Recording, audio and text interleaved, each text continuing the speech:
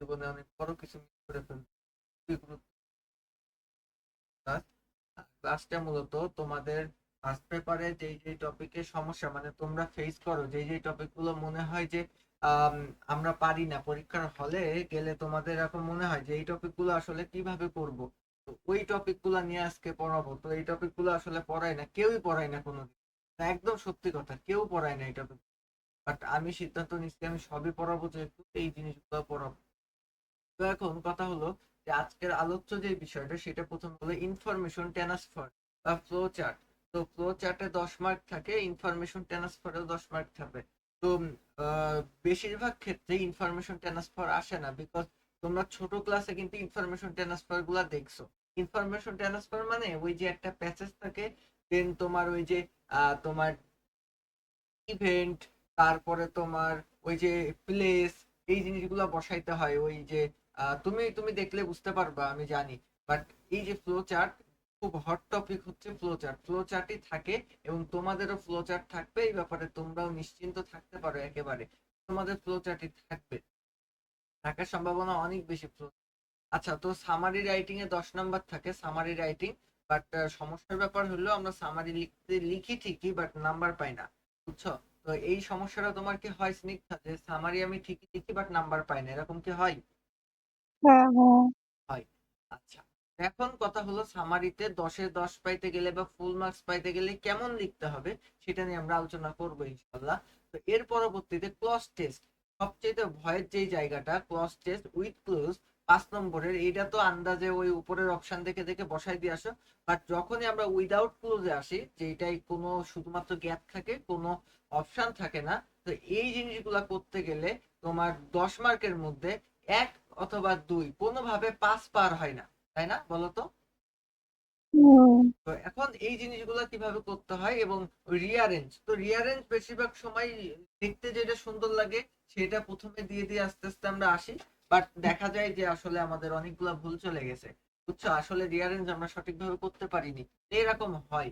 তো কথা হচ্ছে এরকম যেন না হয়, এই জন্য কি কি করার দরকার আজকে করবো। আজকে মূলত একটা দুইটা তিনটা চারটা পাঁচটা টপিক নিয়ে আমরা মোটামুটি কথা বলবো। তো এখন কথা হলো যে ইনফরমেশন ট্রান্সফার অথবা ফ্লো চার্ট। আগে আমরা ফ্লো চার্ট নিয়ে কথাবার্তা বলে নিই যে ফ্লো চার্ট আসলে কি। দেখো, খুব মাথা ঠান্ডা করে দেখো যে ফ্লো চার্ট আসলে কি। ফ্লো চার্ট হলো একটা অনুচ্ছেদ থেকে তোমার প্রধান যে তথ্যগুলো আছে এই তথ্যগুলোকে চিহ্নিত করতে হবে। চিহ্নিত করতে হবে মানে তোমাকে হাইলাইট করে ফেলতে হবে যে আমি একটা প্যাসেজ পড়লাম বা একটা অনুচ্ছেদ পড়লাম, এখন আমার এই অনুচ্ছেদের মধ্যে আমার উল্লেখযোগ্য কি কি বিষয় আছে ওই বিষয়গুলোকে আমি এক সাইডে নিব। দেওয়ার পরে একটা নির্দিষ্ট ছক বা প্রবাহ চিত্রে তোমার ক্রম অনুসারে সাজাবো যে আসলে ওই অনুচ্ছেদটা কোন দিকে যাচ্ছে, ওই অনুচ্ছেদটা আসলে কিভাবে আগাচ্ছে, ওইটা আসলে ওর ফ্লোটা কোন দিকে। মানে আমার যে মূল যে কথাটা সেটা হলো একটা ফ্লো চার্ট একটা প্যাসেজের যে মূল যেই টপিকটা কোন দিকে আগাচ্ছে ওইটাকে নির্দেশ, এইটাই হলো আমাদের মূলত ফ্লো চার্ট। এখন উম, এটা যদি হয়ে থাকে, তো কথা হচ্ছে যে আমরা ফ্লো চার্টের মূল উদ্দেশ্য কি। ফ্লো চার্টের মূল উদ্দেশ্য হলো শিক্ষার্থীর তথ্য খুঁজে বের করার যে দক্ষতা। মানে তুমি একজন ছাত্র হিসেবে বা একজন ছাত্রী হিসেবে তোমার ওই দক্ষতা আছে কিনা যে একটা প্যাসেজের মূল ভাব কোন দিকে ফ্লো করছে বা কোন দিকে যাচ্ছে এবং ওই জিনিসটাকে তুমি সংক্ষেপে উপস্থাপন করতে পারো কিনা, এইটা মূলত তোমার খুঁজে বের করাই হচ্ছে আমাদের ফ্লো চার্টের মূল উদ্দেশ্য। এখন আমার কথা হচ্ছে গিয়ে যে ফ্লো চার্ট আসলে কারা লিখতে পারে জানো? মানে অনেক বড় জিনিস সংক্ষেপে শুধু তারাই লিখতে পারে যারা অনেক কিছু জানে, বুঝতে পেরেছো? অনেক বড় জিনিসকে ছোট ভাবে উপস্থাপন তারাই করতে পারে যারা অনেক বিষয় সম্পর্কে অবগত আছে। তো এখন তাইলে আমাদেরকে ফ্লোচার্ট লিখতে গেলে কয়েকটা জিনিসের দিকে খেয়াল রাখতে অবশ্যই হবে। কয়েকটা বিষয় বা কয়েকটা টপিক যদি মাথায় না রাখি তাইলে আমরা ফ্লোচার্ট লিখতে পারবো না। তাইলে ফ্লোচার্ট লেখার প্রধান যে নিয়মাবলী, ফ্লোচার্ট লেখার প্রধান যে নিয়মাবলী সেই জিনিসগুলো নিয়ে আমি একটু কথা বলি। প্রথমে হচ্ছে সংক্ষিপ্ত উত্তর। মানে কোন পূর্ণ বাক্য ফ্লোচার্টের মধ্যে আমরা ব্যবহার করতে পারবো না। পূর্ণ বাক্য মানে ফুল সেন্টেন্স। তার মানে একটা ফ্লোচার্টের মধ্যে তুমি কখনোই কোনো ফুল সেন্টেন্স কে ইউজ করতে পারবা না, বুঝতে পেরেছো? উত্তর হবে হচ্ছে ওয়ার্ড আকারে, ওয়ার্ড বা ফ্রেজ আকারে। ফ্রেজ মানে একগুচ্ছ শব্দ। তুমি হয় ওয়ার্ডে অ্যান্সার দিবা, তাহলে ফ্রেজে অ্যান্সার দেবে। ফ্রেজ মানে ওই যে কয়েকটা ওয়ার্ড একসাথে বসায় তুমি মোটামুটি একটা অ্যান্সার ক্রিয়েট করতে পারো। আচ্ছা, এবং ধারাবাহিকতা আমি যদি বলি, তাহলে একটা ফ্লো চার্টের প্রথম বাক্সে মনে করো যে একটা ফর্ম দেওয়া আছে আর বাকি সবগুলো ফর্ম তোমার ব্যবহার করতে হবে। তার মানে একটা ফ্লো চার্ট তুমি ন্যূনতম 6টা ঘর কাটবা। দেন 6টা ঘরে তুমি ছোট ছোট ওয়ার্ড ওই প্যাসেজ থেকে ওয়ার্ড বসায় তুমি প্রুভ করবা যে এই যে আমার ফ্লো চার্টটা বা আমার যেই প্যাসেজটা আসলে কোন দিকে আগাইছে, মানে আসলে কি বলতে চাইছে আমার প্যাসেজটা, আমি সেটা বলবো, সুন্দরভাবে বলবো। বুঝছো, আমি সুন্দরভাবে বলবো। দেন আমি 6টা ঘর ইউজ করব, 6টা ঘর ইউজ করে 6টা ঘরে আমি ওয়ার্ড গুলো বসাই বসাই আমি মূলত আমার ফ্লোচার্টটা কমপ্লিট করব। আচ্ছা, তথ্যের ক্রম আমি যদি বলি, প্যাসেজের ঘটনা যেইভাবে ঘটেছে আমার ফ্লোচার্টও কিন্তু সেই ক্রমে যাবে।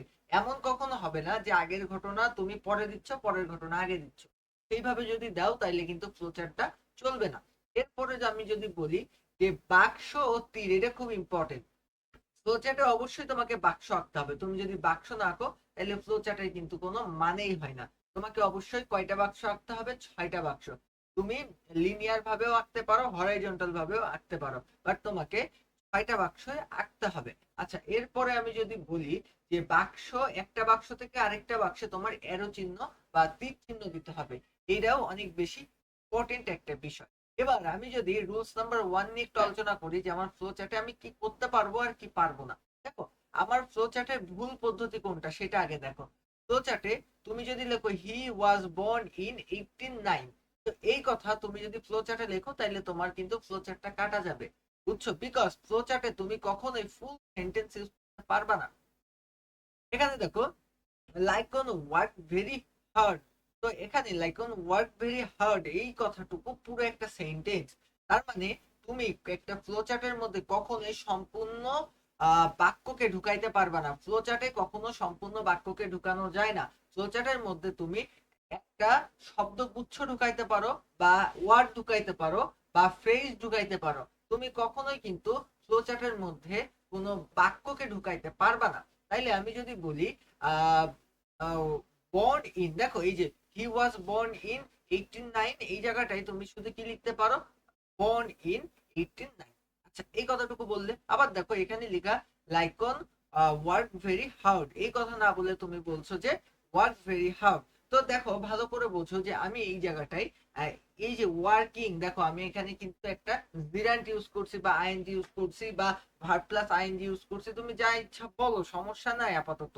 বাট এই যে আমাদের একটা ফরম্যাট, তো এই যে আমাদের ফ্লোচার্ট লেখার একটা নির্দিষ্ট ফরম্যাট থাকে, যেই ফরম্যাটে আমার প্রত্যেকটা প্রত্যেকটা বক্সের যে এলিমেন্ট গুলা একটা নির্দিষ্ট ফরম্যাট অনুযায়ী লিখতে হয়, সেই নিয়ে আমি পরে কথা বলবো। বাট আমি যদি বলি যে নির্দিষ্ট ফরম্যাট বলতে বোঝাই যে তোমাকে একটা ফ্লোচার্টের একটা বক্স তোমাকে কমপ্লিট করে দেওয়া থাকবে পরীক্ষাতে, ওই একটা বক্স যেই ফরম্যাটে লেখা, বাকি 5টা বক্স তোমার একই ফরম্যাটে লিখতে হবে। বুঝতে পারছো স্নিগ্ধা? জি ভাইয়া। তোমার কি বুঝতে অসুবিধা হচ্ছে? না, তেমন না। না, তুমি তুমি বলো, কিন্তু আমি আমি তো পড়াই যাচ্ছি, তোমার তো কোনো সারা শব্দ নাই, তুমি বলছো না কেন কিছু? শুনতেছি ভাইয়া। শুয়ে শুয়ে শুনছো? না। পড়ার মন মানসিকতা নিয়ে শুনছো।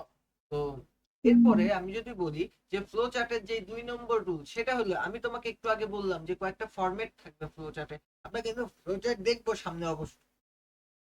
ফ্লো চার্টের ফরম্যাট থাকবে। দেখো আমি তোমাকে বলি যে বক্সের প্রথম বক্স তোমার পরীক্ষাতে দেওয়া থাকবে। কে দিয়ে দেবে? তোমার টিচার তোমাকে দিয়ে দেবে। দেখো, প্রথম বক্স যদি ভার্ব প্লাস আইএনজি দিয়ে প্রথম বক্স শুরু হইতে পারে, আবার প্রথম বক্স টু প্লাস ভার্ব দিয়ে শুরু হইতে পারে, আবার প্রথম যে বক্স ওইটা ভি3 বা ভার্বের 3 নম্বর রূপ দিয়েও শুরু হইতে পারে, যেটাকে আমরা বলি পাস্ট পার্টিসিপল। আচ্ছা, এরপরে নাউন ফ্রেজ দিয়েও কিন্তু শুরু হইতে পারে। যেমন এই জায়গায় কয়েকটা উদাহরণ আমি তোমাকে দেখাই।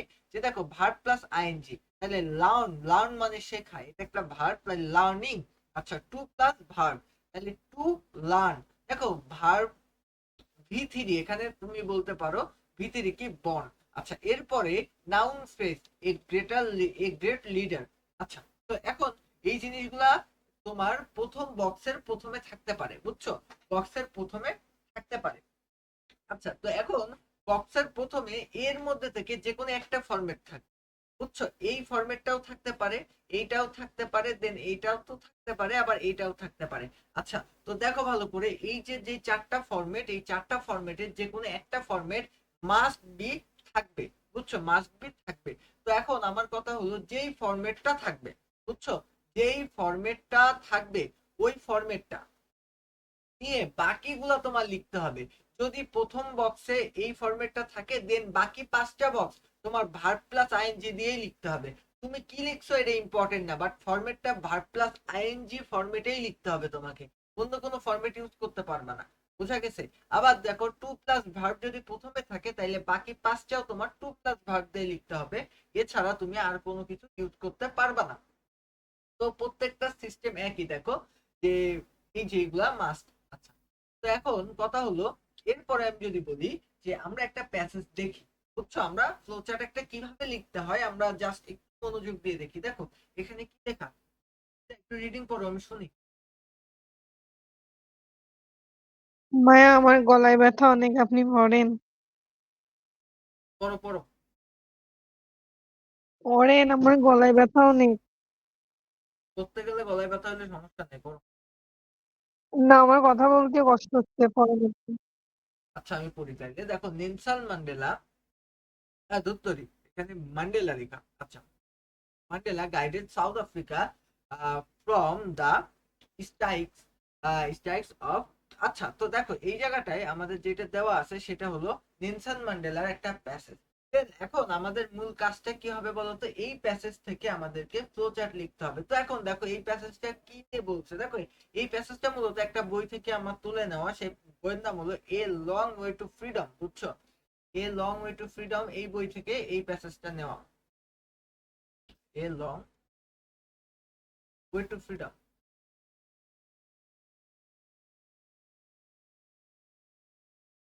এ লং ওয়ে টু ফ্রিডম, এই বই থেকে নেওয়া, বুঝছো? তো এই বইটা কিন্তু ম্যান্ডেলারই লেখা বই। তো এখন কথা হচ্ছে যে, আমাদের কথা হচ্ছে আহ আমরা যদি পড়ি, বুঝছো, তো এখন এই প্যাসেজটা আমাদের কিভাবে আগাইছে, আমাদের মূল কাহিনী হচ্ছে আমাদের প্যাসেজটাকে আগাই নিয়ে যাওয়া, বুঝছো? এই যে ছোট্ট একটা প্যাসেজ আমি তোমাকে দিছি, এই প্যাসেজটার প্রত্যেকটা আহ ওয়ার্ড কোন দিকে যাচ্ছে, কোন দিকে ইন্ডিকেট করছে তোমার, সেই দিকে তোমাকে ফ্লোচার্টটাকে নিয়ে যাইতে হবে। আচ্ছা, একেবারে সহজ, কোনো চিন্তা করবা না, তুমি পারবা। ফার্স্টে দেখো তোমাকে বক্স দেওয়া আছে একটা, দেখো এই যে তোমার পরীক্ষার খাতায় যেমন একটা বক্স দেওয়া থাকবে, এখানে একটা বক্স দেওয়া আছে, বক্স ওয়ান। বক্স ওয়ানে কি লেখা আছে? Guiding south Africa. তো এখানে দেখো, এখানে কিন্তু গাইড, গাইড কিন্তু একটা ভার্ব, তাই তো? গাইড একটা ভার্ব। এখানে কি লেখা? গাইডিং। যেহেতু এখানে গাইডিং লেখা, তো তুমি বুঝতে পারছো এইটা আমাদের প্রথম যে স্ট্রাকচার ছিল সেইটাকে ফলো করছে, ভার্ব প্লাস আইএনজি। দেখো এখানেও ভার্ব প্লাস আইএনজি, তার মানে বাকি যে ছয়টা আছে, ওই ছয়টাও, বাকি যে পাঁচটা আছে ওই পাঁচটাও কিন্তু তোমাকে সেম ভাবে লিখতে হবে। বুঝতে পেরেছো? আচ্ছা, তো সামনে যদি আমরা অ্যানালাইসিসে একটু যাই, তাইলে আমি তোমাকে বলতে পারি যে গাইডিং সাউথ আফ্রিকা স্ট্রাকচারটা কি ছিল? Verb plus ING plus object. এটা আমাদের প্রথম স্ট্রাকচারের সাথে মেলে, বুঝছো? তার মানে বাকি যতগুলা আমাদের ফ্লো চার্টের আমরা হচ্ছে তোমার এলিমেন্ট গুলা ইউজ করি, প্রত্যেকটা কিন্তু verb plus ING plus object দিয়ে ইউজ করতে হবে, বুঝছো? এখন আমাদের কাজ কি? প্যাসেজ থেকে ম্যান্ডেলার যে কাজগুলা, বুঝছো, ম্যান্ডেলার যে কাজগুলো বা অ্যাচিভমেন্ট গুলা, এগুলা খুঁজে বের করতে হবে এবং তার সাথে আইএনজি যোগ করতে হবে, ব্যাস কাজ শেষ। বুঝছো? আমার কথা হলো যে আমার প্যাসেজটা কোন দিকে আগাইছে আমি সেইটাই লিখবো। এন্ড সেটা কিভাবে লিখবো? আমি জাস্ট যেই ফরম্যাট দেওয়া আছে ওই ফরম্যাট অনুযায়ী লিখবো। যদি ভার্ব প্লাস আইএনজি ফরম্যাট থাকে সেই ফরম্যাটে লিখবো, যদি টু প্লাস ভি1 ফরম্যাটে থাকে সেই ফরম্যাটে লিখবো, যদি ভি3 ফরম্যাটে থাকে ভি3 ফরম্যাটে লিখবো, যদি নাউন ফ্রেজ ফরম্যাটে থাকে নাউন ফ্রেজ ফরম্যাটে লিখবো। আমার কথা কি বোঝা গেছে বলো তো? হ্যাঁ, না, বুঝতে না পারলে বলো আমাকে। বুঝছি। আচ্ছা, এবার আমি যদি তোমাকে স্টেপ বাই স্টেপ যদি বলি, তাইলে প্রথমে দেখো টেক্সট থেকে ফ্রম স্ট্রাইকার্স অফ, দেখো এখানে এই যে আমাদের ফ্রিইং ফ্রম অ্যাপার্ট।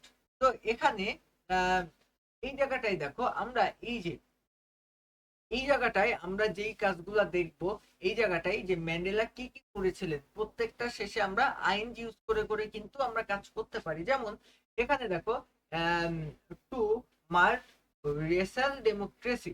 তো এখানে এই জায়গায় দেখো স্টাবলিং ডেমোক্রেসি। এরপরে এই জায়গাটাই দেখো icon of pace, icon of pace. তো পেস মানে শান্তি। আচ্ছা, becoming an icon of piece. ভালো করে বোঝো, এই যে এই বাক্যটা প্যাসেজে দেওয়া ছিল, আমরা এইটা লিখছি, মানে যেভাবেই হোক আমাদের আইএনজি ফরম্যাটে আনতে হবে। দেখো প্যাসেজে এইটা ছিল, আমরা এইটা লিখছি, প্যাসেজে এইটা ছিল, আমরা এইটা লিখছি, প্যাসেজে এইটা ছিল, আমরা এইটা লিখছি।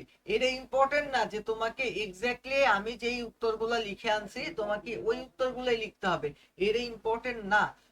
তুমি যে কোনো অ্যান্সারই লিখতে পারো, বাট কথা হলো মাথায় রাখতে হবে যে আমার ফ্লোচার্টটা কোন দিকে আগাচ্ছে এবং আমার ফরম্যাটটা ঠিক আছে কিনা। দেখো আমাদের এই যে becoming an icon of piece, দেখো এখানে লেখা আছে আইকন অফ পিস। তো আইকন অফ পিস তো অবশ্যই আমাদের ভি প্লাস আইএনজি বা আমাদের ওই ফরম্যাটে যায় না, তো আমি এই জন্য লিখছি becoming an icon of piece. তো কথা হলো যে আমার ওই সেম ফরম্যাটে নিয়ে যেতে হবে। দেখো এবার ফাইনাল অ্যান্সার খাতায় যখন তুমি লিখবা তখন তোমার খাতাটার ঠিক এই রকম ফেজে থাকতে হবে বা সেম এই রকম হইতে হবে। কেমন? গাইডিং সাউথ আফ্রিকা, এটা কিন্তু তোমার পরীক্ষার খাতায় দিয়ে দিয়েছে, বুঝছো? এটা কিন্তু তোমার পরীক্ষাতে প্রশ্নে ছাড় দিয়ে দিয়েছে। দেন তুমি 2 নম্বরটা লিখলে কি, ফ্রিং ফ্রম অ্যাপার্ট। এরপরে তুমি লিখলে ইস্টাবলিশিং, ইস্টাবলিশিং ডেমোক্রেসি। এরপরে 4 নম্বরে লিখলে স্ট্রাগলিং ফর জাস্টিস। এরপরে লিখলে বিকামিং ওয়ান আইকন। এরপরে কি লিখলে, এমবডিং দ্য স্ট্রাগল। তো এখন কথা হলো, তো এই যে এই জিনিসগুলো তুমি যে লিখলে প্রত্যেকটা দেখো সেম ফরম্যাটে লিখছি এবং এগুলাকে আমি ওহির মাধ্যমে নিয়ে আসছি না, এই প্রত্যেকটা জিনিস কিন্তু আমি আমার প্যাসেজ পড়ে নিয়ে আসছি। এন্ড প্যাসেজে সেম টু সেম প্যাসেজ যেভাবে আগাইছে আমি কিন্তু আমার ফ্লোচার্টকে সেইভাবেই আগাইছি। শুধুমাত্র ভার্ব প্লাস আইএনজি যে ফরম্যাটটা আছে দেখো প্রত্যেকটা জায়গায় আমি ভার্ব প্লাস আইএনজি যে ফরম্যাটটা, এই ফরম্যাটটা ইউজ করেই আমি আগাইছি, আর কিচ্ছু করি নাই। প্রত্যেকটা জায়গায় ভার্ব প্লাস আইএনজি যে ফরম্যাটটা আছে এই ফরম্যাটটা ইউজ করে আগাইছি। এখন তোমার জন্য কিছু সতর্কতা থাকবে। সেই সতর্কতা হলো, বক্সের যেই 1 নম্বর যে বক্স, এই বক্সে তুমি অ্যান্সার লিখবা না। 1 নম্বর বক্সে প্রশ্নে যেটা তোমাকে দিয়ে দিচ্ছে তোমার জন্য ওইটাই লিখতে হবে এবং ক্রমিক নাম্বার দিতে ভুল করা যাবে না এবং অবশ্যই তোমার গ্রামার মিস্টেক করা যাবে না। কেমন? যেমন তোমার ফরম্যাট দিয়েছে ভার্ব প্লাস আইএনজি, বাট তুমি একটাই ভার্ব প্লাস আইএনজি দিছো, একটাই টু প্লাস ভি দিছো। তো এরকম তুমি করতে পারবা না, তোমাকে একটা ফরম্যাটে লিখতে হবে এবং 5টির কম তথ্য কখনোই দিতে পারবা না। মানে সর্বনিম্ন তোমাকে 5টা ঘর কাটতেই হবে, তার মানে 5টা এবং আরেকটা যেটা তোমাকে পরীক্ষার খাতায় দিয়ে দিয়েছে, তো এইটা দিয়ে হয় 6টা। তো একটা ফ্লোচার্টের ন্যূনতম তোমার 6টা ঘর কেটে এইভাবে সাজায় ফ্লোচার্টটা লিখতে হবে। তো আমার কথা কি বুঝতে পেরেছো? জি। আচ্ছা, এখন তোমার অনেক প্র্যাকটিস করার প্রয়োজন আছে। তো আমার এই প্র্যাকটিস শিট কি দেখতে পাচ্ছ বলো তো? হ্যাঁ। প্র্যাকটিস শিট দেখতে পাচ্ছ? হুম। আচ্ছা, এই যে আমি প্র্যাকটিস শিট তোমাকে দেখালাম, তো এই যে প্র্যাকটিস শিটে এখানে অনেকগুলা প্র্যাকটিস আছে। দেখো আমি অ্যান্সার সহ প্র্যাকটিস দিয়ে দিছি। তো দেখো এই প্র্যাকটিস শিটটা তুমি যদি দেখো তাহলে তুমি বুঝতে পারবা যে কোনটা কোন ফরম্যাটে গেছে, কোনটা কোন ফরম্যাটে আগাইছে, তুমি বুঝতে পারবা। তো আশা করি, দেখো এই যে এই ফরম্যাটটা দেখো ভার্ব প্লাস আইএনজি ফরম্যাট, দেখো প্রত্যেকটাই 5টা, এই যে 6টাই ভার্ব প্লাস আইএনজি ফরম্যাটে আছে। দেখো এই যে এইটা আমাদের 2+V1 ফরম্যাট, দেখো 2+V1, 2+V1, 2+V1, প্রত্যেকটা 2+V1। তার মানে আমি ওর মধ্যে কি লিখছি ওইটার চাইতে বেশি আমার ফরম্যাটটা ইম্পর্টেন্ট। এবং একটা জিনিস বেশি ইম্পর্টেন্ট, সেটা হলো প্রচারের মধ্যে সম্পূর্ণ বাক্যকে তুমি লিখতে পারবা না, বুঝছো? প্রথমে আগে প্যাসেজটা ভালোভাবে পড়তে হবে, দেন তুমি ওই প্যাসেজ পড়ে তুমি ওই ফরম্যাটে প্যাসেজটা কিভাবে আগাইছে সেইগুলো জাস্ট লিখবা। এটা এমন কোনো কঠিন কাজ না। এখানে আমি প্রায় 10টা মতন দিয়েছি তোমার হচ্ছে ফ্লোচার্ট, ফ্লোচার্টের যে টাইপিং, তারপরে ফ্লোচার্টের যে তোমার ফরম্যাট গুলা প্রত্যেকটা আমি 10টা মতন দিয়ে দিছি। তুমি এগুলো একবার দেখলে আশা করি তোমার ফ্লোচার্ট আর বাঁধার কথা না, বুঝছো? এটা ফার্স্ট পেপারের খুব বেশি কঠিন গ্রামার না। তো এখন আমি সামনের দিকে আগাবো, সেটা হচ্ছে আমাদের সামারাইজিং বা সার সংক্ষেপ, যেটাকে আমরা বলতে পারি সারাংশ বা সার সংক্ষেপ। তো সার সংক্ষেপে আমার মার্ক হলো 10। তো দুর্ভাগ্যবশত সারসংক্ষেপে আমরা কখনোই নাম্বার ভালো পাই না। তো নাম্বার ভালো না পাওয়ার কিছু কারণ আছে, সেই কারণগুলো আজকে আমরা উদ্ঘাটন করব এবং আমরা ভালো করার চেষ্টা করব এই সারসংক্ষেপে। তো এখন কথা হলো যে সারসংক্ষেপে 3টা গোল্ডেন রুলস আছে। একটা হচ্ছে তোমার দৈর্ঘ্য, মানে আমাদের যে মূল একটা প্যাসেজ দেওয়া থাকবে, যেই প্যাসেজ থেকে তোমার সারাংশটা লিখতে হবে, ওই প্যাসেজের 1/3 অংশ, মানে ওই প্যাসেজের 3/1 হবে তোমার সারাংশ, বা তোমাকে যেটা বলে সামারি। তো সামারি কত হবে বলো তো? তোমার যে মূল প্যাসেজটা দেওয়া থাকবে ওই প্যাসেজের 3 থেকে 3/1 বুঝছো? তো আমাদের সামারি কতটুকু লিখবা? সামারি এই প্রশ্ন তোমরা প্রায়ই করো যে ভাই সামারি কতটুকু লিখবো, সামারি কতটুকু লিখবা, আজকে ক্লিয়ার হও। এই প্যাসেজটা তোমার দেওয়া থাকবে, ওই প্যাসেজের 3/1 হবে তোমার সামারি। আচ্ছা, যদি 100 শব্দের যদি প্যাকেজ দেওয়া থাকে বা প্যাসেজ দেওয়া থাকে, তাইলে তোমার উত্তর হবে 30 থেকে 35টা শব্দ, বুঝছো? খুব বেশি যদি সামারি লিখে ফেলাও তাইলে কিন্তু নাম্বার পাওয়ার আশা ছেড়ে দিতে হবে।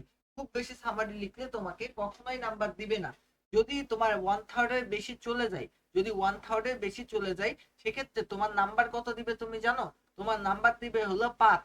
5, এরপরে তুমি যখন আবার ভুল করবা তখন তোমার আবার নাম্বার কাটবে। তার মানে সবার খাতা দেখা হবে 10 নম্বরে, তোমার খাতা দেখা হবে কিন্তু 5 নম্বরে, তুমি যদি 1/3 বা 3/1 চাইতে বড় করে লেখো সেই ক্ষেত্রে। আচ্ছা, এরপরে কপি নিষেধ। এই সামারি এমন একটা জিনিস যেখানে তুমি প্যাসেজ থেকে হুবহু কোনো জিনিস কপি করতে পারবা না, কিন্তু তোমার কিছু ফাঁকিবাজি আমি বুদ্ধি শিখাই দিই। সেটা হলো, তুমি হুবহু প্যাসেজ কপি করতে না পারলেও তোমার প্যাসেজের যেই সেন্টেন্স গুলো আছে ওই সেন্টেন্স গুলো তুমি চেঞ্জ করে লিখতে পারো। যেমন বাক্যে ওই প্যাসেজে অ্যাক্টিভ ভয়েস আছে, তুমি প্যাসিভ ভয়েস করলে। বাক্যে সিম্পল আছে, তুমি কমপ্লেক্স করে লিখলে। বাক্যে মনে করো কমপ্লেক্স আছে, তুমি কম্পাউন্ড করে লিখলে। বুঝছো? যে কোনো ভাবে হোক, বাক্য যেন হুবহু কপি না হয়। বাক্য হুবহু কপি হলে তুমি টোটালি কোনো নাম্বারই পাবা না। এরপরে যদি বলি বর্জন, কি কি? তোমার কোনো উদাহরণ দেওয়া যাবে না, সামারির মধ্যে উদাহরণ হয় না, বুঝছো? উপমা হয় না, তুমি হেয়ালি করে কিছু লিখতে পারবা না, সামারির মধ্যে ব্যাখ্যা দেওয়া যায় না। অপ্রয়োজনীয় কোনো ডিটেইল, অপ্রয়োজনীয় ডিটেইল যেটা তোমার প্রয়োজন না, সেই জিনিসগুলো তোমাকে অবশ্যই বাদ দিতে হবে। শুধু মেইন যে থট, সেই থটই তোমাকে রাখতে হবে, আর কোনো কিছুই তুমি সামারির মধ্যে রাখতে পারবা না। আচ্ছা, এবার তোমার লেখার ধাপগুলা নিয়ে যদি একটু আস্তে আস্তে আমরা একটু কথা বলি, তাইলে ফার্স্টের যে ধাপটা, সেটা হলো তোমার পুরো যেই প্যাসেজটা তোমাকে দেওয়া হবে, ওই প্যাসেজটা তোমাকে সম্পূর্ণটুকু পড়ে ফেলতে হবে। কিভাবে বলো তো? পড়তে হবে, কারণ তুমি টাইম কিন্তু বেশি পাবা না। আচ্ছা, তো এবার জানতে হবে যে আসলে তোমার কোন টপিকে বলা হচ্ছে।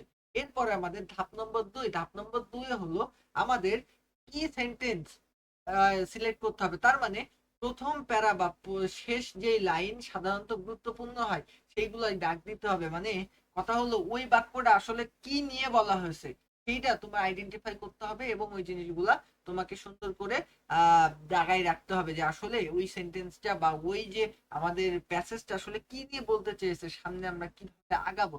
আচ্ছা, এবার লেখার ধাপ বা স্টেপ নিয়ে যদি আমরা কথা বলি, তাইলে দাগ দেওয়া যেই ছোট ছোট বাক্য তুমি হচ্ছে যেগুলাকে আগে দাগ দিয়ে রাখছো, বুঝছো? দাগ দিয়ে দিয়ে রাখছো না, যে এই বাক্যগুলো ইম্পর্টেন্ট, ওই বাক্যগুলোকে ছোট করে নিজের ভাষায় লিখতে হবে, বুঝছো? সেখানে তুমি কানেক্টরস ব্যবহার করতে পারো, সো হাউএভার এর মতন কানেক্টরস ব্যবহার করতে পারো, অথবা তুমি সিম্পলি কমপ্লেক্স করতে পারো, কম্পাউন্ডে সিম্পল করতে পারো। আচ্ছা, এরপরে শব্দ সংখ্যা চেক করতে হবে। বেশি হলে বিশেষণ বা অ্যাডজেক্টিভ যেগুলো আছে ওইগুলা কেটে দিতে হবে, বুঝছো? যদি শব্দ সংখ্যা তুমি ফার্স্টে লেখা হয়ে গেছে, দেন তুমি মনে করো একটা সুন্দরভাবে লিখে ফেলছো, তো একটা খসড়া লিখে ফেলার পরে এবার তুমি দেখলে যে আসলে তোমার যে শব্দ, ওই শব্দের যে পরিমাণ সেটা তোমার বেশি হয়ে গেছে, 3/1 চাইতে বেশি হয়ে গেছে, সেই সময় তোমার যে অ্যাডজেক্টিভ গুলা তুমি ব্যবহার করছো ওই অ্যাডজেক্টিভ গুলা তুমি কেটে দিবা, বুঝছো? তাইলে তোমার দেখবে অনেকগুলা শব্দ কমে যাবে। এবার আমি একটা এক্সাম্পল দিই। Education process by which our mind development thought formal learning at an institution like a school, college or university it mental and দেখো এই জায়গাটাই তোমাকে যেই কথাটা বলা হয়েছে, দেখো একটা সিম্পল একটা টেক্সট দেওয়া হয়েছে কি বিষয়ে বলো তো? এডুকেশনের বিষয়, বুঝছো? এডুকেশনের বিষয়ে একটা সিম্পল একটা টেক্সট দেওয়া হয়েছে। এখন এই যে তোমাকে নর্মালি একটা সিম্পল একটা টেক্সট তোমাকে দেওয়া হইলো, দেখো ইট mental and intellectual training which provides opportunity of growth and help to meet challenge it। দেখো এখন এই যে তোমার প্যাসেজটা এখানে তোমাকে দিয়ে দিছে, তো এই প্যাসেজটা থেকে তোমার একটা সামারি লিখতে হবে। এখন সামারি লিখতে গেলে ফার্স্টে তোমার কি করতে হবে বলতো, তোমার কিছু কি পয়েন্ট সংগ্রহ করতে হবে। এখন তুমি কি পয়েন্ট গুলা কিভাবে সংগ্রহ করবা, দেখবা যে একটা বাক্যের বা একটা প্যাসেজের সবচেয়ে ইম্পর্টেন্ট যে ওয়ার্ড গুলো আছে বা ইম্পর্টেন্ট যে বাক্যগুলো আছে, যেই বাক্যগুলা আসলে মূল কথা, মানে মূল আসলে এই কথাটুকুই বলতে চাইছে এই সামারিতে, মানে এই যে আমাদের প্যাসেজ, এই প্যাসেজ মূলত কি বলতে চাইছে ওই যে বাক্যগুলা আমাকে আগে আন্ডারলাইন করে রাখতে হবে। দেখো আমি কয়েকটা কি পয়েন্ট গুলা তোমাকে দেখানোর জন্য আমি এখানে নিয়ে আসছি, সেটা হলো এডুকেশন ডেভেলপস মাইন্ড। দেখো এডুকেশন ডেভেলপস মাইন্ড, দেখো এখানে আমাদের মূল যে বাক্যগুলা, আমি সেই বাক্যগুলা তোমাকে যদি লিখি তাহলে এডুকেশন ডেভেলপস মাইন্ড, মানে এডুকেশন আমাদের মানসিকতা তৈরি করে বা আমাদের মন তৈরি করে। এই দেখো education develops mind, our mind, বুঝছো? তো এখন কথা হলো এর পরবর্তীতে দেখো আমি আরো কিছু point, it happens in institution, এটা এই এডুকেশনটা কোথায় পাওয়া হয়, ইনস্টিটিউশন বা আমরা একটা প্রতিষ্ঠানে পেয়ে থাকি। ইট ইজ মেন্টাল ট্রেনিং, এটা মানসিক একটা প্রশিক্ষণ। ইট হেল্পস, ইট চ্যালেঞ্জেস, বুঝছো? তারপরে রেফারিং সেন্সিটিভিলিটি। তো এখন কথা হচ্ছে যে এই যে এই বাক্যগুলো বুঝছে, এইগুলাই হচ্ছে আমাদের ওই প্যাসেজের কি পয়েন্ট। তার মানে আগে আমরা প্যাসেজটি সুন্দর করে পড়ে নেব, যেন ওই প্যাসেজে আসলে কি মূলত বলতে চাইছে সেই কথাগুলো আমরা নিজের ভাষায় আগে লিখে নেব। দেন এবার এই যে বাক্যগুলো আমি নিজের ভাষায় লিখছি, এই বাক্যগুলো কিন্তু মোটেও এখানে নাই, এই বাক্যগুলো কিন্তু আমি এখান থেকে ধারণা নিয়ে আমি নিজের ভাষায় লিখছি। দেন এই বাক্যগুলোকে আমি এক এক করে সাজাই দিব, বুঝছো? এক এক করে সুন্দরভাবে সাজাই দিব। দেন সাজানোর পরে দেখবা যে আমার যেই তোমার সামারিটা ছিল সেটা কিন্তু রেডি হয়ে যাবে, বুঝছো? এই বলো তো স্নিগ্ধা, হুম, বুঝছো কিনা? বুঝছি ভাইয়া। এভাবে কি পারবা লিখতে? পারবো। দেখো এগুলা কিন্তু মুখস্থ করার কিছু না, এগুলা কিন্তু প্র্যাকটিসের বিষয়, বুঝছো? তুমি যত ভালো প্র্যাকটিস করবা হুম, তত ভালো হবে। এগুলা কি মুখস্থ করার জিনিস বলো তো? হুম,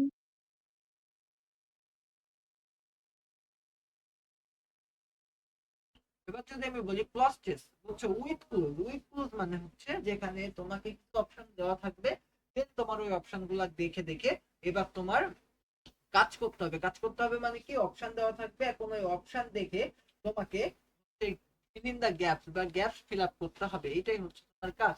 তাহলে সলভ করার যে কৌশল বা স্ট্র্যাটেজি, এটা নিয়ে আমি একটু কথা বলি। তাইলে প্রথমে শব্দের পরিচিতি সম্পর্কে আমাদের ধারণা লাভ করতে হবে, শব্দ সম্পর্কে আগে আমাদের জানতে হবে, বুঝছো? কথা হলো আমাদের যে বাক্সে যে শব্দগুলো আছে পার্টস অফ স্পিচ, সেটা নাউন হইতে পারে, ভার্ব হতে পারে, অ্যাডজেক্টিভ হইতে পারে, সেগুলো আগে চিহ্নিত করতে হবে।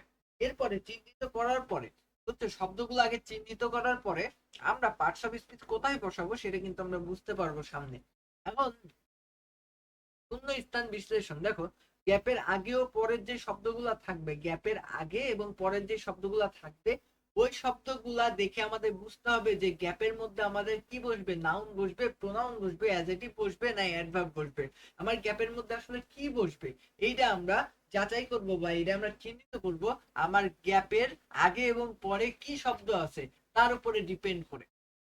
এরপরে সাবজেক্ট সিঙ্গুলার না প্লুরাল, এই জিনিসটা খুব ইম্পর্টেন্ট। সাবজেক্ট সিঙ্গুলার না প্লুরাল, তারপরে টেন্স কি প্রেজেন্ট না পাস্ট, সেই অনুযায়ী কিন্তু আমাদের ভার্ব বসাইতে হবে, বুঝছো? সাবজেক্ট যদি সিঙ্গুলার থাকে তাহলে সেই অনুযায়ী ভার্ব বসতে পারবে। এরপরে টেন্স প্রেজেন্ট না পাস্ট, সেই অনুযায়ী আমাদের কিন্তু ভার্ব বসবে।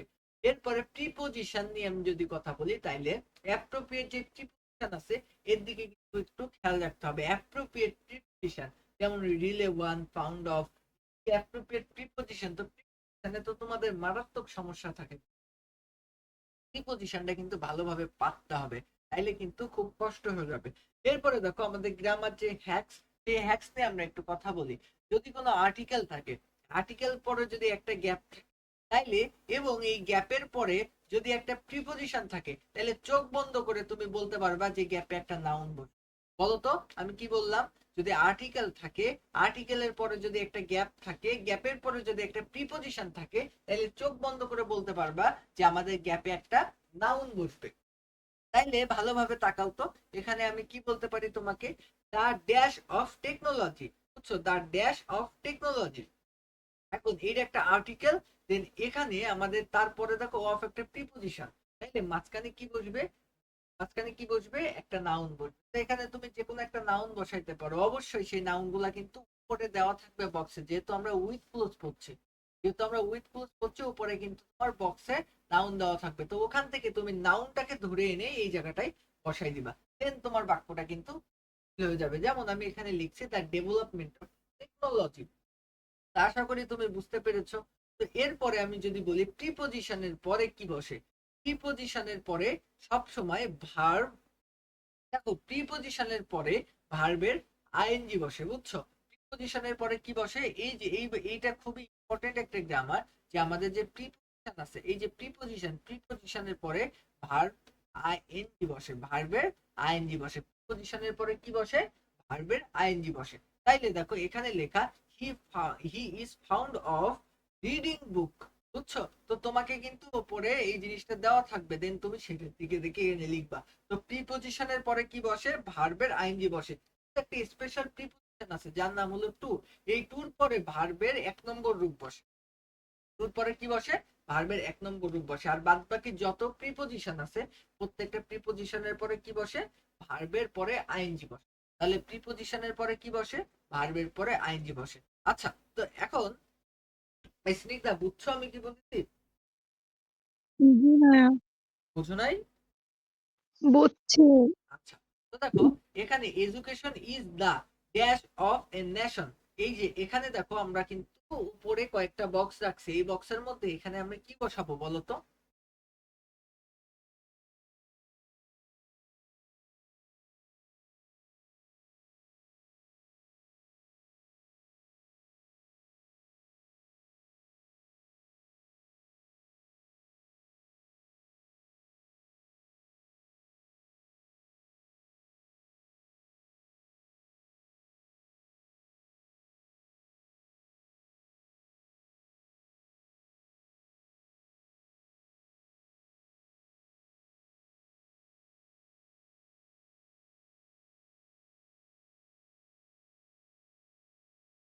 এই, হয়ে গেছো? হ্যাঁ ভাইয়া। বলো বলো। আরে ভুল হবে, সমস্যা কি? ভুল না হলে শিখবা কিভাবে বলো তো?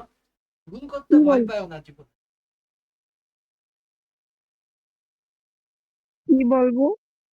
হ্যাঁ, কি বলবেন? আমি বলছি যে এই প্যাসেজটা তুমি এখন আমাকে করে দাও। এই যে চারটা আছে না, চারটা আছে করেন তো আপনি, এখানে। হ্যাঁ, করেন আপনি। না না না, আমি করলে হবে? আমি এখানে তো তোমাকে বুঝালাম, দেন আমাকে প্র্যাকটিস করবা। তো দেখো চারটা এখানে দেখো, যে ওয়ার্ড গুলো আছে তুমি জাস্ট ওয়ার্ড গুলা আমার বললেই হবে, তোমার লিখতেও হবে না। তুমি জাস্ট বলো যে ভাই এতে এটা বসান, বিতে এটা বসান, সিতে এটা বসান। তুমি জাস্ট এটা বললেই হবে, তোমার লিখতেও হবে না। আমি লিখবো। করেন আপনি, করেন আপনি। জিনিসটা কপালে দুঃখ আছে কিন্তু।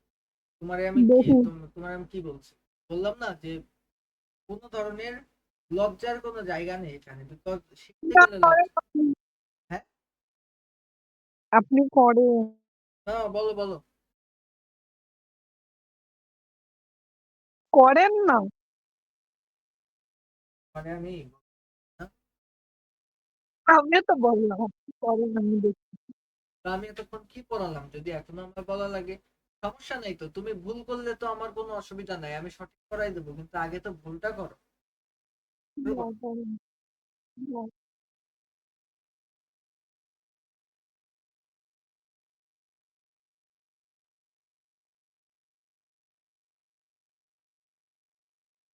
করো করো। করেন। আচ্ছা দেখো, এডুকেশন ইজ দা, দেখো এরপরে আমরা যে এই যে ফিল ইন দা গ্যাপস রাখছি, এখানে দেখো এখানে একটা কি আছে?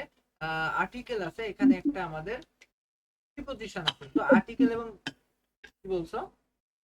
কিছু না করান। আর্টিকেল এবং প্রিপজিশনের মাঝখানে কি বসে? নাউন। নাউন বসে।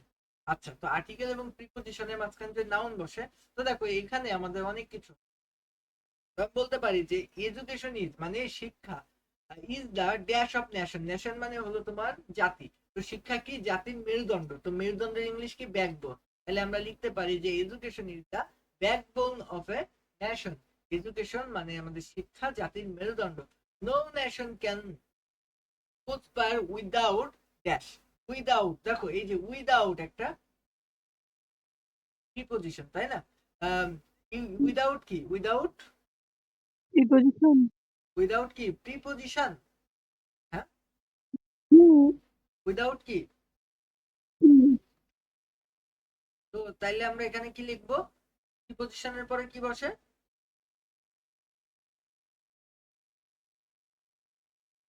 প্রিপজিশনের পরে কি বসে?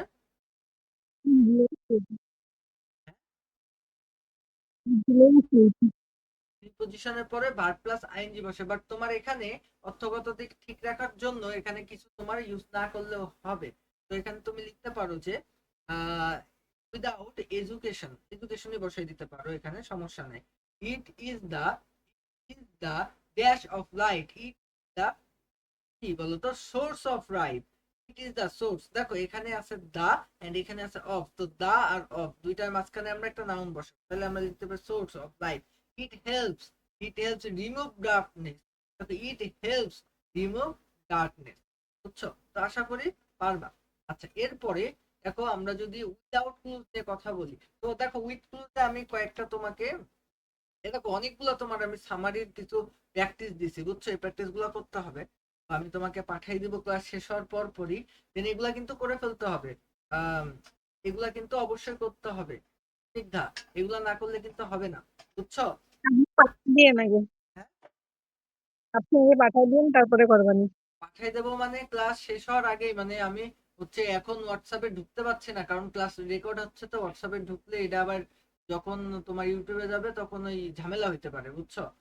হ্যাকিং ম্যাকিং এ তো আমার এমনি জ্বালাতন করছে লোকজন, তো এই কারণে আমি হোয়াটসঅ্যাপে এখন ঢুকছি না, না আমি এখন ঢুকেই পাঠাই দিই।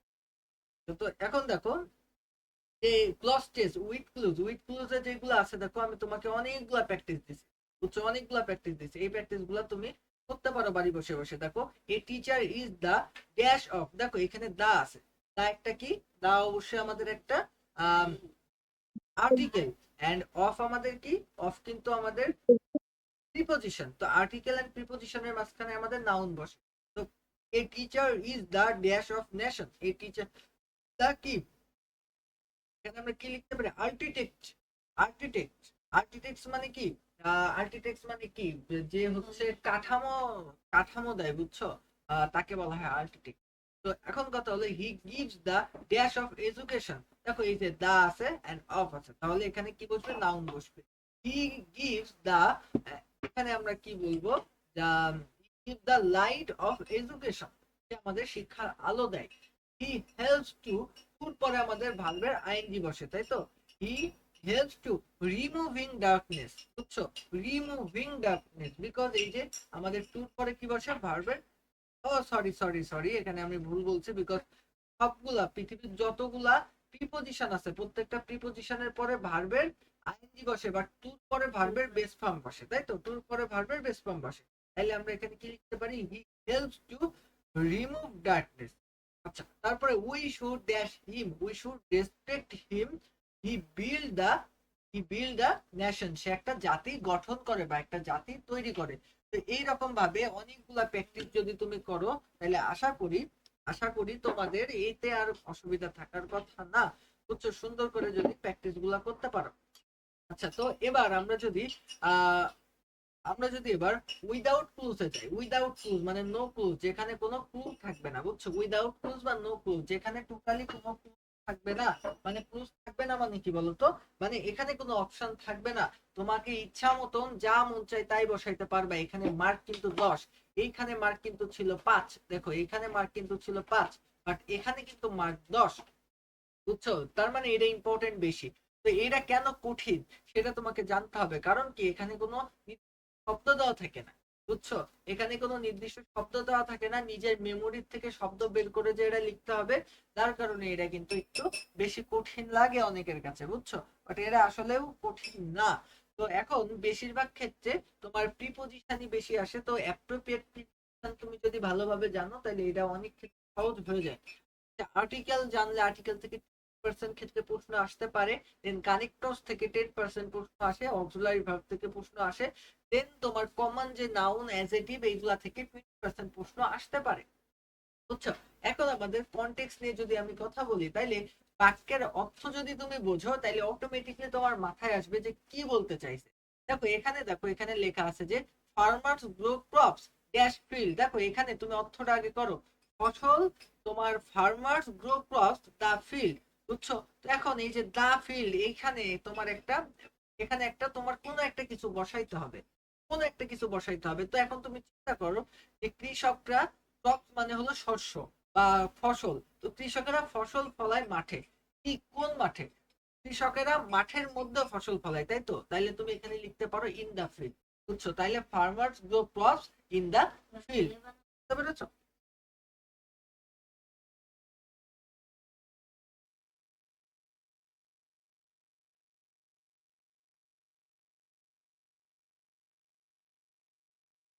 আচ্ছা, তো এরপরে দেখো আমরা যদি বলি যে কালেকশন বা শব্দ জোর দিয়েও অনেক সময় হয়, যেমন আমি যদি, দেখো এখানে আমি যদি তোমার বলি যে ওয়ার অফ, বুঝছো, অ্যাভয়েড বাই, তারপরে play a vital vital role, play a vital role, এরপরে ইন অর্ডার টু। তো এখন এই যে শব্দের যে ব্যাপারগুলো, এগুলো মুখস্থ রাখতে হবে সবসময়। ওয়ার এর পরে কি বসে? ওয়ার অফ, অ্যাভয়েড বাই, তারপরে avoid play a vital role, এরপরে ইন অর্ডার টু। এই জিনিসগুলা কিন্তু মুখস্থ রাখতে হবে। এইগুলা তুমি যদি মাথায় রাখো তাইলে কিন্তু তোমার লাভ আছে সামনে, বুঝছো? এইগুলা যদি মুখস্থ রাখতে পারো তাইলে লাভ আছে সামনে। এরপরে আমি যদি বলি যে এখান থেকে আমাদের অনেকগুলা প্র্যাকটিস আমি কিন্তু তোমাকে দিয়ে রাখছি। এই দেখো, student life is the best time of life, it is the time for future preparation. তো কথা হলো যে তোমার জন্য প্রচুর পরিমাণে আমি কিন্তু প্র্যাকটিস দিয়ে রাখছি, তুমি এটা করে ফেলবা। আচ্ছা, এরপরে আমি যদি তোমাকে বলি যে রিঅ্যারেঞ্জ, তো রিঅ্যারেঞ্জ মানে কি? তোমাকে একটা গল্প বানাইতে হবে উল্টো পাল্টা ভাবে, তোমাকে 10টা সেন্টেন্স দেওয়া থাকবে, ওই 10টা সেন্টেন্সকে ওই দশটা সেন্টেন্সকে তোমাকে সুন্দর করে সাজায় তোমাকে রেডি করতে হবে, এবং রেডি করে তোমাকে কি বানাইতে হবে বলতো? তোমাকে একটা তোমাকে একটা নিজস্ব একটা বাক্য বানাইতে হবে, মানে একটা গল্প বানাইতে হবে, বুঝছো? এখন কথা হচ্ছে যে এখানে গল্প সাজানোর যে লজিক, এটা নিয়ে যদি আমি কথা বলি, তো এখন ইন্ট্রোডাকশন মানে হচ্ছে পরিচয়। যদি কোনো পরিচয় বা কোনো কিছুর নাম থাকে, যেমন প্রথমে আমি কি বসাবো, প্রথমে কোন বাক্যটা বসাবো? যদি day once upon a time, name of কোনো পার্সন মানে কোনো পার্সনের নাম বা কোনো ব্যক্তির নাম দিয়ে যদি শুরু হয়, বা ওয়ান্স ডে বা ওয়ান্স আপন এ টাইম, এই কোয়ালিটির যদি কোনো বাক্য থেকে থাকে, তাইলে সেক্ষেত্রে তুমি ফার্স্টে বা প্রথমে এইটা দিয়ে তুমি শুরু করতে পারো। এরপরে প্রবলেম এবং সলিউশন, মানে কথা হলো ঘটনা শুরু হয়েছে কোথা থেকে, এবং ঘটনার যে মূল সমস্যা, ওইটা তুমি তারপর থেকে শুরু করবা, মানে আগে ইন্ট্রোডাকশন বা পরিচয় দিন তোমার প্রবলেম শুরু করবা। আচ্ছা, তো গেল প্রবলেম শুরু। এরপরে যদি আমি বলি অ্যাকশন বা সমস্যা সমাধানে কি করা হলো, মানে আগে সব প্রবলেম বা সমস্যা, এরপরে ওই সমস্যা সমাধানের জন্য কি করা হলো সেইটা। দেন আমাদের মোরাল মানে গল্পের যে নীতি শিক্ষাটা আছে, ওই নীতি শিক্ষাটা লাস্টে। এখন বাক্য চেনার যে উপায়টা, এইটা নিয়ে যদি আমরা একটু কথা বলি, তাহলে তোমাকে আমি বলতে পারবো যে ব্যক্তি কেন্দ্রিক কোনো গল্প থাকতে পারে, যেমন Sheikh Mujibur Rahman is the father of nation, এই ধরনের বাক্য দিয়ে কিন্তু থাকতে পারে, বুঝছো? তো এখন মনে করো এই ধরনের বাক্য দিয়ে আছে, কোনো বাক্য এই ধরনের বাক্য দিয়ে মনে করো আছে। তো কথা হলো ব্যক্তি কেন্দ্রিক গল্প মানে কি? কোনো ব্যক্তি জীবনী নিয়ে যদি কোনো গল্প থাকে, সেটা হলো ব্যক্তি কেন্দ্রিক। তাহলে ফার্স্টে তোমাকে তার নাম, তার জন্মসাল, তার পরিচয়, তারপরে তার জীবনের উল্লেখযোগ্য যে কাজগুলো আছে, তারপরে সবার লাস্টে কি থাকবে? তার মৃত্যু। তার মানে ব্যক্তি কেন্দ্রিক চরিত্রগুলা এইভাবে আস্তে আস্তে ফ্লো চার্টের ন্যায় আগাবে। আর কিছু কিছু গল্প আছে বা সেগুলো হলো উপকথা। উপকথা মানে ওই ইসপের গল্প টাইপের, বুঝছো? তো ওই গল্পগুলা আমরা হচ্ছে ওয়ান্স আপন এ টাইম, তারপরে দেয়ার লিভস এ কিং, এই কোয়ালিটির বাক্যগুলা থাকবে, এবং ওইভাবে আমরা সামনের দিকে আগাবো। তো এরপরে আমি যদি বলি যে লিঙ্কিং খোঁজা, লিঙ্কিং মানে কি? তোমার প্রোনাউন দেখে আগে নাউনকে খুঁজে বের করতে। প্রোনাউন দেখে দেখো, এখানে তুমি মনে করো ফার্স্টে পেলে হি lost his father an earlier. এখন তোমাকে খুঁজে বের করতে হবে যে হিডাকে, বুঝছো? এই হিডা প্রমাণ করে হি হলো কাজী নজরুল ইসলাম। তো এই যে আমাদের প্রোনাউন দেখে আগে নাউনের কাছ পর্যন্ত তুমি পৌঁছাতে পারো। এইটা হলো একটা টেকনিক, বুঝছো? তো Kazi Nazrul Islam was born in তোমার হচ্ছে চুরুলিয়া। তারপরে he lost his father at an early age. তো এখন রিয়ারেঞ্জের প্র্যাকটিস জানিয়ে যদি আমরা কথা বলি, তাইলে দেখো এখানে আমি একটা ছোট্ট একটা গল্প দিছি, খুব বড় দেইনি তোমাদের। আরো বেশি তোমার বাক্য থাকে, বাট আমি একটা ছোটখাটো একটা বাক্য নিয়ে আসছি। দেখো এখানে কি লেখা, he saw a spider trying to reach the planning. তো এখন দেখো Robert Bruce was the king of Scotland. তো এখন কথা হচ্ছে he is failed 6 time, he found against the English army, he look shelter in a cave. এখন ভালো করে দেখো এখানে আমাদের লজিকটা কে খাটাইতে হবে। দেখো ফার্স্টে পরিচয়, তাহলে আমরা পরিচয়টা কি পাবো? King of Scotland. দেখো এখানে কিন্তু লেখা আছে, এই দেখো Robert Bush was the king of Scotland. তার মানে প্রথমে আমরা পরিচয় পেয়ে গেছি, দেন আমাদের লজিক কাজ। সে কি করেছিল? সে কি করেছিল? He fought against the English army. সে ইংরেজ আর্মিদের বিরুদ্ধে যুদ্ধ করেছিল। দেন এরপরে আমাদের ফলাফল কি? ফলাফল হলো এই দেখো, বাট হি ফেইল্ড 6 টাইম। সে 6 বার ব্যর্থ হয়, বুঝছো? এর পরবর্তী আমাদের কাজ কি? Shelter in cave. মানে এর পরবর্তীতে সে কি করে? রবার্ট রবার্ট ব্রুস সে শেল্টার নেই বা আশ্রয় নেই কোথায়? একটা কেভ বা একটা গুহার মধ্যে। Shelter in cave. আচ্ছা, এর পরবর্তীতে আমরা আরেকটা জিনিস পাবো, সেটা হলো দেখো তার দৃশ্য, বুঝছো? He saw spider. এরপরে হচ্ছে সে একটা স্পাইডার দেখেছিল, he saw spider trying to reach the plane. তো এখন ভালো করে বোঝো যে আমি তোমাকে কি বুঝালাম। তো ফার্স্টে আমরা কি দেখবো? যে পরিচয়, দেন কাজ, তারপরে ফলাফল। এর পরবর্তীতে কোনো কাজ আছে কিনা আমরা সেটা দেখবো, দেন আমরা চলে যাব। আচ্ছা, দেখো শেষ মুহূর্তে যে টিপস সেটা হচ্ছে যে পরিষ্কার করে লিখবেন, ঘাটামাজা করবেন না। তো লেখার মধ্যে কোনো ঘাটামাজা করবেন না। এরপরে আমি আপনার একটা কথা বলি, সেটা হলো বাক্স বা ফ্লোচার্ট পেন্সিল দিয়ে আঁকবেন, কলম দিয়ে লিখবেন, বুঝছো? ফ্লোচার্ট পেন্সিল দিয়ে আঁকবেন, কলম দিয়ে লিখবেন।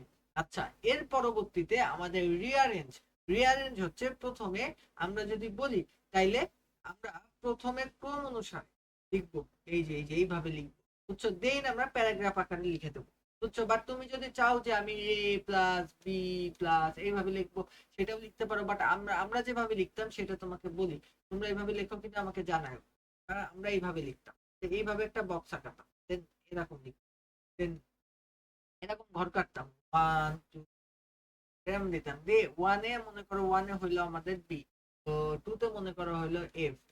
এইভাবে আমরা লিখে দিতাম, সেটা এইভাবে নাম্বার দিয়ে দিত। এটাও করতে পারো, আবার এইভাবেও করতে পারো, যেটা মন চায়। আচ্ছা, এবার সময় ব্যবস্থাপনাটা কি?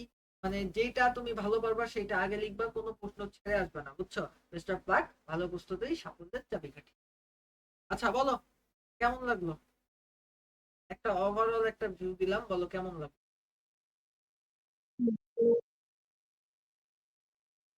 হ্যাঁ, ভালো, কেমন ভালো? ভালো কেমন ভালো লাগলো বল? আসলে কি ভালো লাগছে?